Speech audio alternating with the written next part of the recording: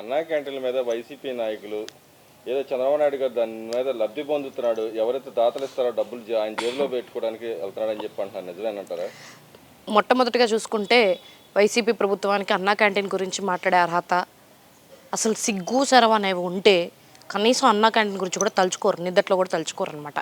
దేనికయ్యా అంటే పేదవాడు ఆకలితో ఉంటే కడుపు నిండా అన్నం పెట్టాల్సింది పోయి వాటిని కూల్చేసి ఈ రోజున అన్నం ఆకలి తీరుస్తున్న ప్రభుత్వాన్ని ఇష్టం వచ్చినట్టు మాట్లాడడం, దాని మీద లబ్ధి పొందుతున్నారని మాట్లాడటం అస్సలు సమంజసం కాదనమాట. ఇంకొకటి, అన్నా అంటే సీనియర్ ఎన్టీఆర్ గారు 2 రూపాయలకే కిలో బియ్యం అని చెప్పేసి ఆ రోజుల్లోనే తీసుకొచ్చిన మహానుభావుడు ఆయన. చంద్రన్న, అందులో కూడా అన్న ఉంది అంటే చంద్రన్న అన్నగారి అడుగుజాడల్లో నడుస్తున్నారు కాబట్టి ఇటువంటి మంచి పనులు ఇంకా ముందుకి తీసుకెళ్తామని చెప్పేసి ఆ 5 రూపాయలకే భోజనం అని చెప్పి తీసుకొచ్చారు. ఇవాళ దేనికయ్యా, ఎవరికోసమయ్యా అంటే ఇప్పుడు రోడ్డు మీద అభ్యర్థన చేసుకునే వాళ్ళు ఉంటారండి. అంటే నేను బిచ్చగాళ్ళు అని అనలేను కాబట్టి చెప్తున్నాను. వాళ్ళకి కానివ్వండి, కూలి పనులు చేసుకునే వాళ్ళకి కానీ, బయట ఫుడ్ ఎంత ఉందండి? బయట మెస్కి వెళ్ళి మీల్స్ చెప్పుకుంటే 70 రూపాయలు ఉంది, ఫుల్ మీల్స్ చెప్పుకుంటే 130 రూపాయలు, లేదంటే 100 రూపాయలు ఉంది, ఎంతలో కాదన్నా కూడా. ఇప్పుడు వాళ్ళు సంపాదించే 300లో 100 రూపాయలు బయట తినడానికే సరిపోతుంటే వలస వచ్చిన వాళ్ళకి ఎక్కడ మిగులుతాయి? వాళ్ళకి ఇంకా వాళ్ళకి జీవనోపాధి ఎక్కడ నుంచి వస్తుంది? వాళ్ళకి ఇంకా సరిపడా సరుకులకు కానీ వాటికి కానీ ఇంట్లో ఒక పూట బయట తినేంత స్తోమత ఉందా ఎవరికైనా కూడాను? ఇవాళ చూడండి 5 రూపాయలకి భోజనం పెడుతున్నారంటే ఎంతమంది ఆకలి తీరుతుంది, ఎంతమంది ఆశీస్సులు వెళ్తున్నాయో తెలుసా? జగన్మోహన్ రెడ్డి, నువ్వు నీ ఎమ్మెల్యేలు ఎంతమంది ఇష్టం వచ్చినట్టు దుమ్మెత్తి పోసినా ఇవాళ కడుపు నిండుతున్న ప్రతి ఒక్కడి ఆశీస్సులు, ప్రతి ఒక్కడి అభినందనలు మొత్తం చంద్రబాబు నాయుడు గారికి చేకూరుకొని 100 ఏళ్ళు బతుకుతారు, గుర్తుపెట్టుకో. మన కరకట్ట కమల్ హాసన్ గారు ఆయన ఓటుకు నోటు కేసు మీద సుప్రీంకోర్టుకి వెళ్ళాడు. అక్కడ కూడా మొట్టికాయలు పడ్డాయి. ఈ కక్ష సాధింపు వ్యవహారాలు మా కోర్టు గడప తొక్కొద్దు, మీరు ఇంకోసారి లేదంటే తీసుకొని రావద్దని చెప్పి గట్టిగా తలంటి పంపించింది. దాన్ని ఎలా ఏముందండి అంటే ఇప్పుడు అతను సీఎం అని ఒకటి అడ్డం పెట్టుకొని ఆయన ఏం చేశాడంటే కేసులు మాఫీ చేయించుకుందాం అనుకున్నాడు. కోర్టుకి వెళ్లకుండా చూసారుగా ఎన్నిసార్లు కోర్టుకి ఎగ్గొట్టాడో. అప్పుడేమో కోర్టుకి వెళ్ళడానికి అసెంబ్లీ సమావేశాలను అడ్డం పెట్టుకున్నాడు. ఇవాళ అసెంబ్లీ సమావేశానికి రాండి అంటే కోర్టు అడ్డం పెట్టుకుంటున్నాడు, లేదంటే ధర్నాలని చెప్పేసి అడ్డం పెట్టుకున్నాడు. ఏదో ఒక డైవర్షన్ రాజకీయం వాళ్ళకి వచ్చింది, డైవర్షన్ రాజకీయం చేయటం అనమాట. అతనికి ఎటువంటి ఊరట కూడా లభించదు కోర్టు ద్వారా కూడాను. ఖచ్చితంగా ఇవాళ అసలు ఇంకొకటి ఆలోచించుకో జగన్మోహన్ రెడ్డి, నీకు ఆగుతుంది, వెనక్కి వెళ్తుంది, నేను నీ మీద ఇంకా కాన్సన్ట్రేషన్ రాలేదు అంటే ఒక్కసారి కూర్చొని ఆలోచించుకో. బెంగళూరు ప్యాలెస్ అంటున్నావు, మాట్లాడితే అంటేనేమో తాడేపల్లి ప్యాలెస్ అంటున్నావు, అంటేనేమో వెళ్ళి బెంగళూరు ప్యాలెస్లో కూర్చుంటున్నావు. ఒక్కసారి మంచం మీద పడుకున్నప్పుడు ఆలోచించుకో, ఎందుకు నా మీదకి ఇంకా రాలేదు అని. నువ్వు చేసిన అకృత్యాలలాగా అయితే నిన్ను అరెస్ట్ చేయించరు. తవ్వుతున్నారు, చూసావు కదా, కొండను తవ్వితే మొత్తం వస్తున్నట్టు, కలుగుని తవ్వితే ఎలుకలని బయటకు వస్తున్నట్టు మీ వాళ్ళందరూ వస్తున్నారు. ఫస్ట్ మీ వాళ్ళందరిని చేసి నేను ఏకాకిం చేసి నిన్ను తొక్కితే పాతాళంలోకి దిగిపోతావు, కానీ పైకి కూడా రానంతగా నేను తీసుకెళ్లి లోపలేపించేలాగా నీ మీద వ్యూహం రచిస్తున్నారని మాత్రం నువ్వు ఆలోచించుకో జగన్మోహన్ రెడ్డి. నువ్వు ఏ కోర్టులకు వెళ్ళినా కానీ అందరూ చీ కొడతారే తప్పించి ఏమి కూడాను నీకు ఊరట లభించదు. లండన్కి పిటిషన్ వేసుకున్నాడు కోర్టులో వెళ్ళి. A2 కూడా పిటిషన్ వేసుకున్నాను. 6 నెలలు పోతే నాకు లండన్ పర్మిషన్ ఇవ్వమని అడుగుతాను.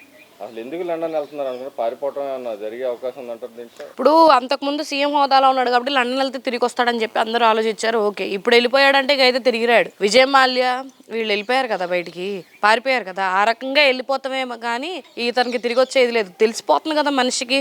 ఇప్పుడు ఇక్కడ ఉండి ప్రతిపక్షం ఇవ్వలేదని చెప్పి అది ఒక సాకు పెట్టుకోనో ఏమో. తాడేపల్లి ప్యాలెస్ మరి దాంట్లో కూర్చొని ఉండాల్సిన అన్ని కోట్లు పెట్టి వ్యూ కట్టు కోసం అన్ని కోట్లు ఖర్చు పెట్టి ఇచ్చి అవన్నీ చేసుకున్నాడు తాడేపల్లి ప్యాలెస్కి. మరి దాంట్లో ఉండకుండా మరి పోయి బెంగళూరు ప్యాలెస్లో ఎందుకు ఉంటున్నాడో ఆ మహానుభావుడికే తెలియాలి. ఇక్కడికి రాలేకపోతున్నాడు జనాల ముందు కంటే మరి లండన్ వెళ్ళిపోవాలి అనుకుంటున్నాడు అంటే ఖచ్చితంగా ఇక్కడ నుంచి అప్స్కాండ్ అయిపోవడమే. ఇక్కడ నుంచి అన్ని జరేసుకున్నట్టున్నాడు మొత్తం అక్కడికి. అప్పుడు వెళ్ళిపోయిన కంటైనర్లు కానీ, మరి అప్పుడు వెళ్ళిన షిప్పులు దగ్ధమైనాయి కదా మనకు అప్పుడు ఇక్కడ వైజాగ్ పోర్ట్లో కూడాను. అది కూడా ఒక డైవర్షనే. ఆ రోజు వచ్చిన ఇటువంటి అన్ని కూడాను మరి వాటన్నిటిని అవాస్తవాలని చెప్పి కొట్టేశారు. ప్రతిదీ అక్కడికి చేరేసుకొని అక్కడికి వెళ్ళిపోదామని ఫిక్స్ అయిపోయినట్టున్నాడు. అందుకని కానీ ఇక్కడ యాక్చువల్ కేసులు హీరింగ్ వచ్చి ఫైనల్ జడ్జిమెంట్ వచ్చే టైంలో ఆయన కోర్టులో రాకుండా పారిపోవడం, అలా లండన్ వెళ్ళడానికి కారణం ఏంటంటారు? అదే అక్కడ ఇప్పుడు ఇక్కడికి వచ్చింది అనుకోండి, ఫైనల్ హీరింగ్ లో అతనికి జైలు శిక్ష వేస్తారు. ఖచ్చితంగా మళ్ళీ లోపలికి వెళ్ళాలి, రిమాండ్ అంటారు, మళ్ళీ చిట్టా పొద్దులు మొత్తం తెస్తారనమాట బాబు గారికి. అన్ని తీసి అన్ని చూపించినాక ఏమైంది, మొత్తం కూరుకుపోతాడు లోపల. సో బయటకు వచ్చే ప్రసక్తే ఉండదు. వాళ్ళ ఆవిడ ప్రయత్నించినా ఉండదు, ఎన్ని కోట్లు గుమ్మరిచ్చినా ఉండదు. కాబట్టి అందుకని డైరెక్ట్ పారిపోవటమే. ఇది తిట్టుకున్నారు జనాలు, ఎటు సిగ్గుసరాలు ఏమీ లేవు కదా వీళ్ళకి. సో తిట్టుకున్నారు అనుకోని పారిపోతుంది. గవర్నమెంట్ ఆఫీసర్ చూసిన అక్కడక్కడ ఫైళ్లు తగలబడుతున్నాయి. అది అసలు ఎందుకు తగలబడుతున్నాయి అనుకుంటున్నారు? భయంతో ముందస్తుగా వీళ్ళు చేసిన పాపాలన్నింటినీ తగలబెట్టేస్తున్నారు.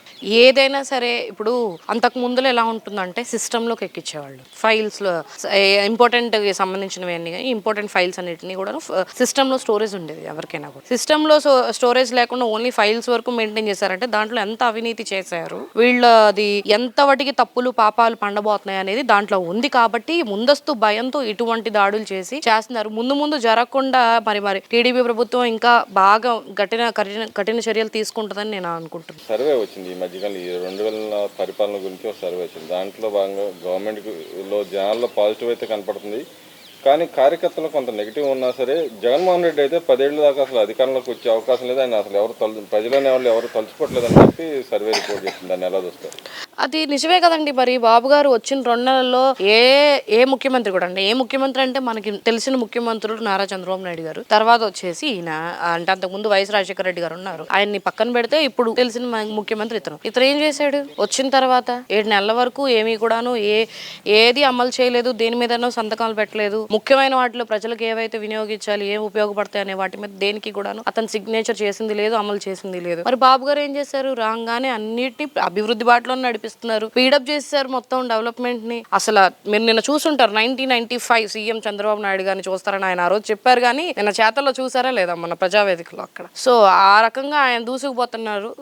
జనాల నుంచి తప్పకుండా పాజిటివ్ రెస్పాన్సే ఉంటుంది. ఇప్పుడు అన్నం కడుపు నిండా అన్నం తినగలుగుతున్నారు. వాళ్ళ సైడ్ నుంచి ఒకప్పుడు వాళ్ళే జగన్మోహన్ రెడ్డికి ఓటేశారు అని చెప్పి మాట్లాడారు, ఇవాళ వాళ్లే మరి దుమ్మెత్తిపోస్తారు జగన్మోహన్ రెడ్డిని.